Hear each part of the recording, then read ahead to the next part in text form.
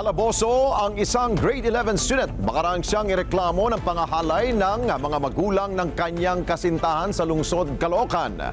Katwiran ng sospek kontra umano sa kanya ang mga magulang ng kanyang iniibig.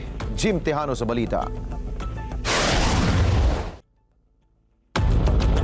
Inaresto ng QCPD Anonas Police ang grade 11 student na 19 anyos na lalaki sa Caloocan matapos ireklamo ng magulang ng kasintahan nito dahil sa umano'y panggagahasa. Sa report ng pulisya, nangyari ang krimen nito lang unang quarter ng taon. Ikatlo sa top most wanted person ng suspect. So doon sa investigasyon na itong suspect at yung biktima nakakilala bandang February at kasalukuyan doon may pagkakataon na hindi umuwi ang biktima. At nung nagkataon na nakauwi ng biktima, agad-agad ang sumunod sa magulang niya. At yun nga, sinunod na may nangyari, nagalaw siya ng dalawang beses. Paglabas ng warrant, agad ikinasang operasyon laban dito.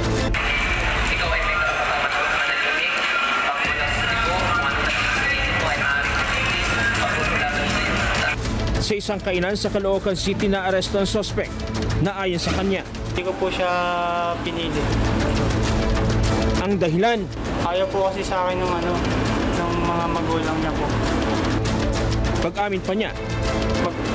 Girlfriend ko po siya. Sa ngayon, nasa kustodiya na ng QCPD Anonas Police ang suspect. Jim Tejano para sa mata ng Agila. Matatag, matapang, matapat. Maraming salamat sa inyo pong pagsubaybay sa Mata ng Agila Primetime.